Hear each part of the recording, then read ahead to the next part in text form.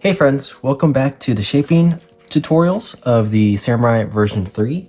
And today we are going to be working on pleats. So that involves both the chest pleat as well as the dress. As you can see, I've already completed one side, so y'all can see what it's going to look like and I can reference it. So we basically have four things. First, we're going to do chest pleat. Then we're going to do the battle dress and these pleats, and last we're going to do these shoulder pleats. So yeah, let's get into it. All right, so the first thing we're going to work on is the chest pleat. Now that's this guy right here. Now if you've seen some of the photos or noticed from the intro, there's actually two pleats on the chest. And the way I achieved this is very similar to the method in the crease pattern tutorials, kind of, but it's essentially using a downshifter. And the reason why that works in our case, even though it is a little bit of a squishy method, is because we have a full unit right here. Technically, we can split it into two half units, and this one unit consequence fold makes up for you know, the structure. So that's basically what we're gonna do right here. So already you notice that this guy is not wanting to stay put. That is totally fine. We are basically just gonna valley fold right in the middle of this grid unit, like this. And here you wanna take your time and, you know, try to be as precise as possible. We're probably going to have to fix this a fair amount of times, as it'll just come out while we're shaping. But that's okay, as long as the reference is there, we're good. And then we're gonna grab this grid unit right here and mountain fold along it. And same thing, we're just going to fold half a grid unit like this. And I'm holding it like this because it's easier for me to do the pleats, but I'll show this arrangement like so. And when we collapse it all together with the pleats in the back, it still is able to lie flat. For the most part. Like this. We're going to do a couple locks. Actually, we'll do them right in... Yeah, no, we're going to do those in the final touches because this will come out a decent amount. But we'll do some locks so that these stay put. And then there's also some more shaping that has to go on for the chest plate. But we're just doing the pleats in this tutorial, and we'll come back to those later. Next, we have this little battle dress type thing here, and it's just kind of a small detail. It's gonna pair up with the legs later, but this one's really simple. So it's kind of spreading layers, which is what a technique we're gonna do quite a lot. But essentially, I'm gonna show it this way. Hopefully you can see. We have a group of layers right here, and you're not gonna take the top one, but you're gonna take the first one outside the level shifter here and just mountain fold it like that, so it starts to splay out a little bit. Not exactly to the point, there's no real reference point, but you're gonna do the same thing with the next one and the layer after. And that's just going to give this a little bit more depth, and it's going to turn into a bigger detail later. The very edge right here, you're going to want to pull this as far as you can, so it's almost 90-degree swivel. And it's not going to stay at this moment, but again, we're going to worry about it later. We just kind of want the creases in place for us to remember and use in later shaping. But yeah, let's move on to the next unit. All right, so kind of like I said, we're actually going to start pulling layers and kind of spreading them. And that's how we're going to get this battle dress right here with the pleats. And this is a very simple structure, but it kind of has a nice aesthetic to it. A little bit rugged, a little bit pleated. And that's going to involve this long flap that we did in the middle. So let's get started. What you're going to want to do is we're going to be pulling layers outwards. So towards, if we have this face up, it's going to come out. And that makes sense because our edge is on this side with a mountain fold. So you're just gonna wanna find that edge right here and find a way to hold it. Now, this is where, depending on the paper, you're gonna wanna be careful. Since I'm using Unryu, it's a lot stronger, so I'm able to pull the layers without much happening.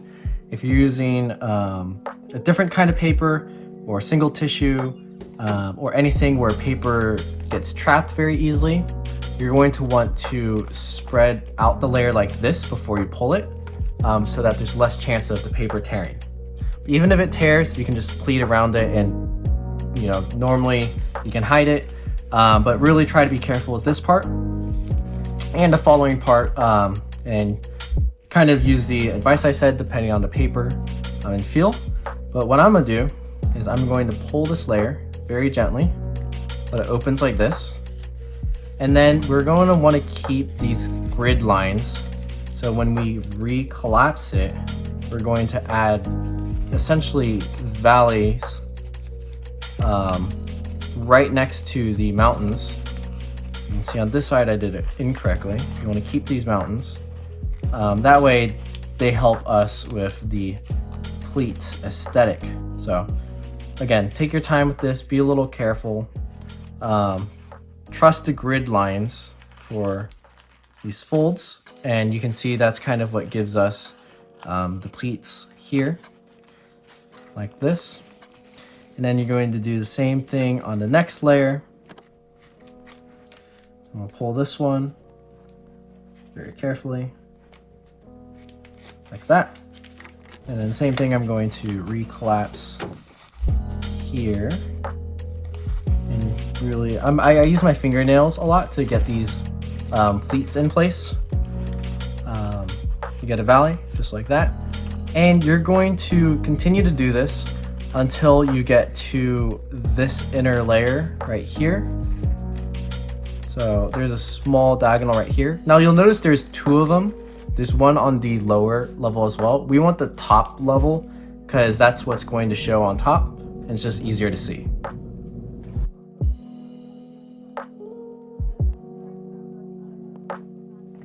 All right, so now we have all of these spread out, so just like this. So I'll hold it like this so you can see what it should look like. And the next part is to add pleats like this. And now this is pretty simple, but once again, just take your time. Make sure you can do it to the best of your ability. As you can see, these pleats aren't exactly even. There's no reference point, but I kind of like the organic style of shaping. You'll know that from a lot of my designs, and this isn't even the final shaping yet. We're going to do more, but I'll kind of show you the gist of what I like to do. And let's even get the arm out of the way. Generally, I think of these pleats as just following these curved existing grid lines. Not exactly, but I also just try to fit in 4 pleats of relatively equal lengths throughout. So you see there's 1, 2, 3, 4. And so normally I try to start pretty high, so maybe right above or right at the first real grid line that we see right here. And whatever your favorite preferred crimp technique is, I like to use my fingernails a lot to do the mountain and valleys kind of at the same time, at least for crimps, so that I can kind of just work it in like so. And you'll notice that when you implement this crimp, your paper might naturally start to curve upwards. But once that happens, you're just gonna curve it down like this, and it's gonna start to really show these pleats here, and that's kind of what we want. It also holds shape, and depending on your paper, can add some dimension to your fold.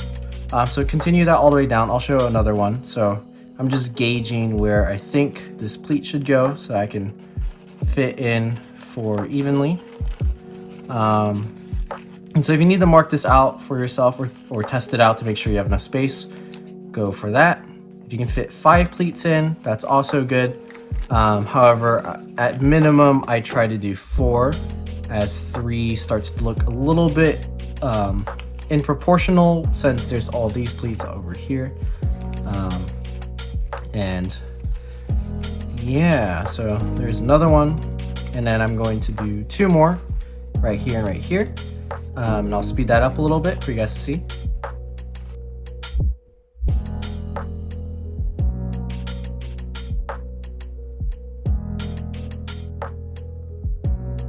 All right, so I completed this side, and I'm not sure if it showed in the time lapse, but I actually corrected the other side to kind of get them to be relatively close in length. It's obviously not perfect, which is okay because they're going to overlap, but relatively the same size just for consistency. And there we have it. And later on, again, we're going to fold these in to the legs to kind of lock them in place, and I'll show how to do that later. But for now, that's all we need to do. We folded the structure and shaped it to kind of start have a round shape, but we're going to move on to the shoulder pads or shoulder plates. So I'm going to show you know how to do that. All right, so we're going to kind of take a look at this, and it's very similar to this technique, except instead of spreading diagonally, there's 2 layers spreading together, and that makes it much more even. And so these ones are going to be very precise, while these ones are much more organic. And so the first thing we really have to do is we have a 3-unit long flap right here, and we're going to spread that into a 1 by 3 by 1. Not sure if that makes sense, but as you can see on this side, we have an underside and then 2 units on the top. And I'll kind of show how to do that really quickly. It's not a crease pattern because there's a lot of ways to do this. And it's not really needed for the crease pattern, but you're going to try to find relatively the middle section or a little bit less than the middle section for this flap right here. And then what you're going to do is we're going to make a mountain fold along this flap like that. And so see how it's turning into a 1 by 3 by 1 grid unit flap. And then you're just going to want to correct on the inside so we're not squishing. Depending on where you picked in the middle will depend on kind of what you have to do to get the crease pattern to lay flat. So that just means adding some diagonals or stretching out some other flaps and whatnot. So just kind of look to where you found, but I found generally if it's in the middle, you can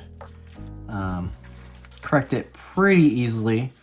And even if you do happen to squish this layer all down, it's not the end of the world, as we're not quite using the innermost layers. So as you can see, I just kind of flattened that out. So now we have 1 unit on this side and 2 on the top. And in my middle section, it's not the cleanest. I normally find one where I'm able to get it clean, and the other one I just do my best to add the diagonals in to get it like this, but should have no problem if you're able to get that. All right, so now that we're here, we're going to do the same layer spread technique, except we're going to do both sides of this flap at the same time. So once again, you might need to unfold the flap like that a little bit so that your paper doesn't tear.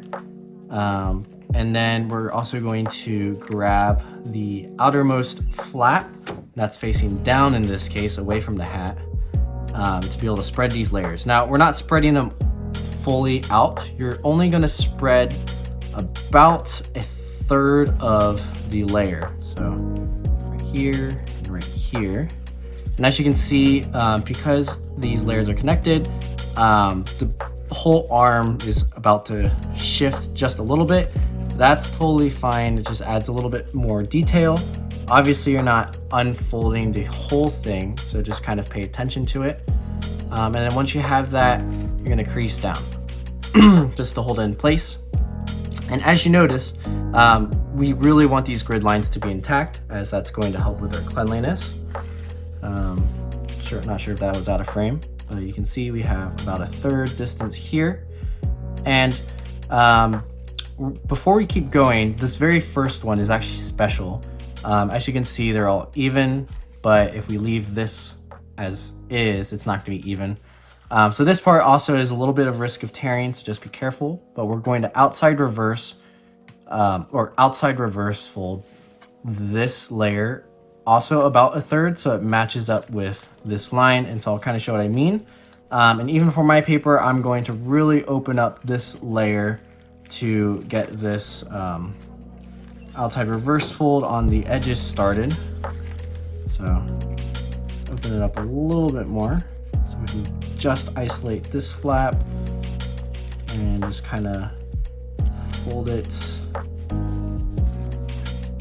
And it's not an exact third. I know when people hear fold a third, it's not always the best news in origami, but you're just gonna want to do a little bit so that, or you can kind of eyeball it so that it matches relatively what the first layer you just created is. So it's a little too small, so I'm gonna go a little bigger. And take your time on this step as well. We're only doing this once, so no worries. It's not bad. And then to complete it, since we have a full unit here, it's able to just kind of turn into a diagonal as a free level shifter type deal, like that. And same thing on the other side. We'll just fold down. So when you fold this down, we have this kind of structure where the edge is now here. And this back part's actually gonna pull more forward, so we don't really have to worry about that. So make sure you grab the right layers and everything and continue to pull. And I think there's about 6 layers you go. You don't wanna go past any portion where there's, let me try to show you. Let me complete this and I'll show you what I mean, but I'm fairly certain you do this about 6 times. Just like this. And if we look inside, we have these diagonal layers, which we aren't able to pull. Sometimes you can accidentally pull out the smaller one on the inside. You don't want to do that because it messes up the other side and doesn't look as good. So leave those ones intact, but we're able to pull the rest. And quickly demonstrate that. So pull just very gently, like this.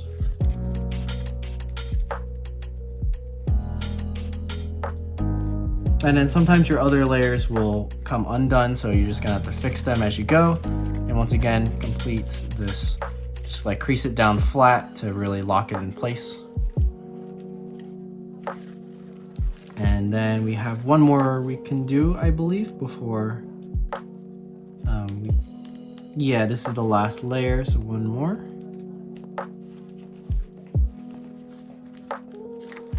Like this.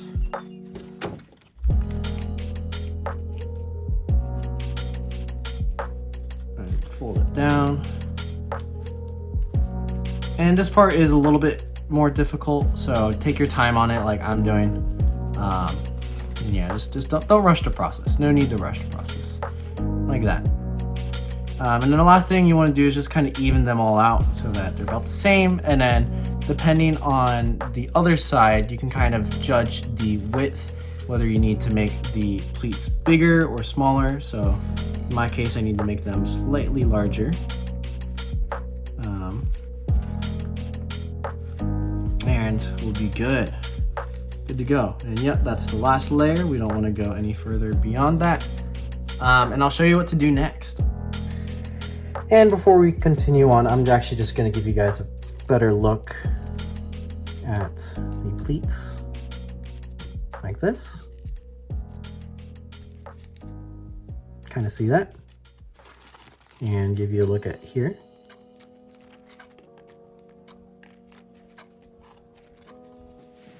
Awesome. Okay, so we're going to turn this into these. And it's kind of the same concept as here we're pleating, but you're going to want to pay attention to making the smallest pleats as possible while still being able to keep the shape. So as you can see, I fit 1, 2, 3, 4 pleats here, and then the fifth one I actually just folded the top down. So you're just gonna need to fit 4 pleats and then be able to fold the top down.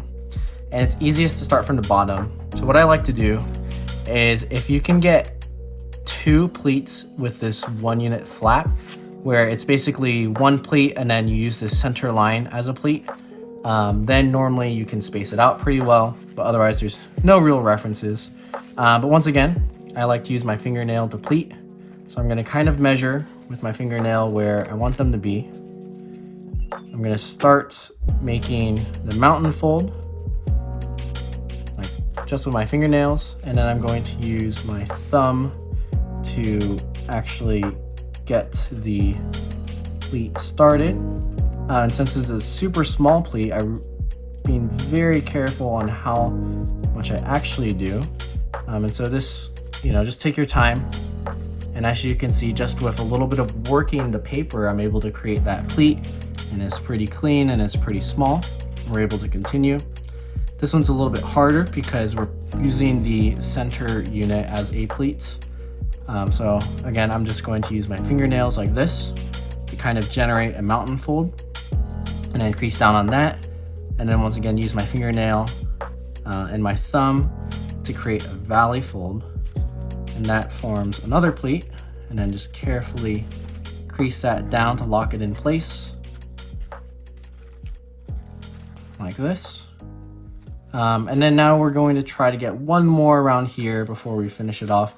The max I've gotten 6 pleats in here before, but as long as you have at least 4 and then folding the last unit on top to make 5, then you're in a good spot. You don't want any less, or again, it looks just kind of janky. So once again, fold that down like this, just a little pleat. And then lastly, you're just going to fold this in about thirds so that everything looks about even. And boom. And the top part, because we swiveled a lot of things, is going to be a little bit curved like this. That's okay. If you want to try to fix that, you can, but it's not too big of a worry because we're going to be curving the shoulder pleat in general, and that kind of fixes a lot of things. And so what do I mean by that?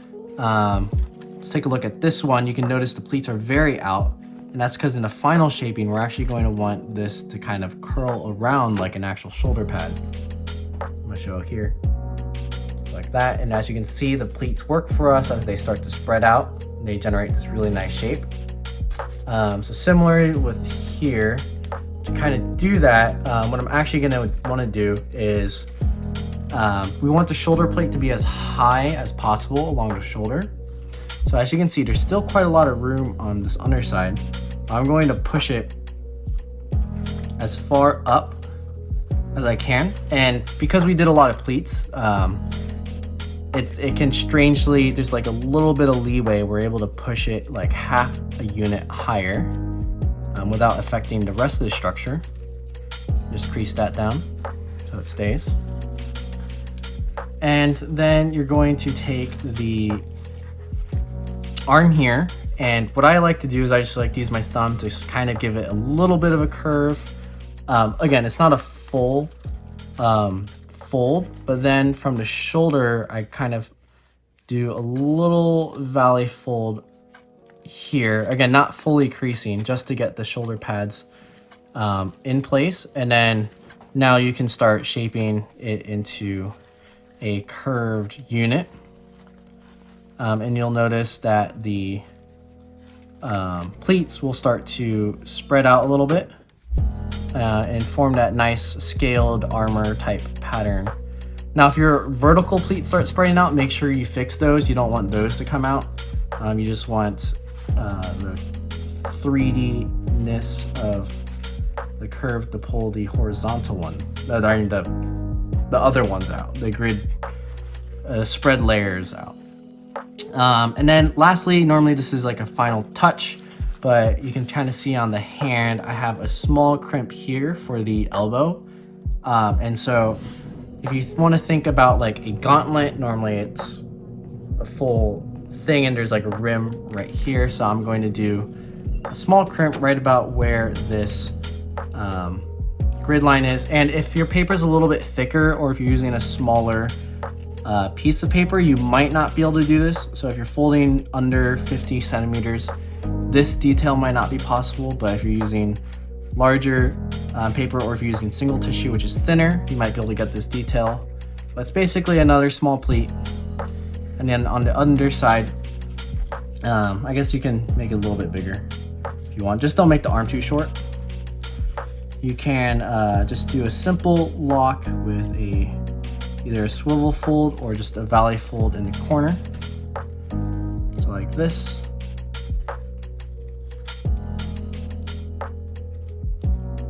Same thing on the other side. Just kind of keep the crimp in place. And then from here, I do the same kind of curve method on the forearm to kind of generate that the wrist is thinner, obviously, than the shoulders. And we're going to touch more on this in the final shaping. I just want to point that out a little bit as it comes into play when you shape up the shoulder pad.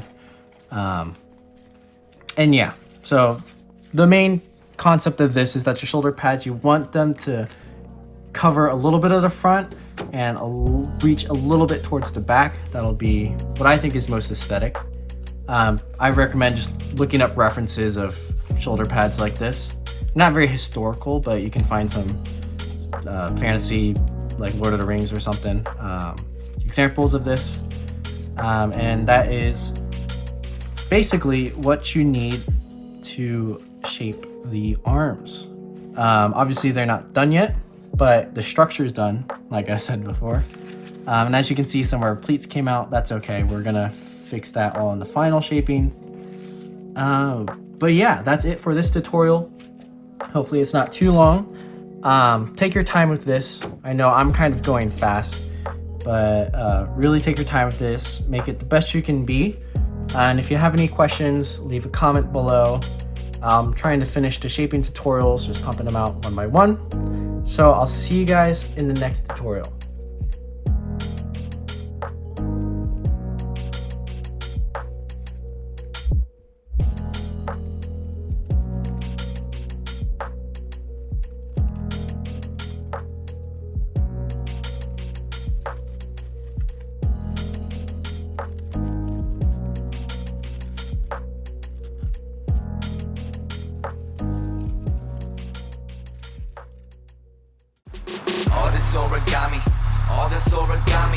All this origami got me going kamikaze now.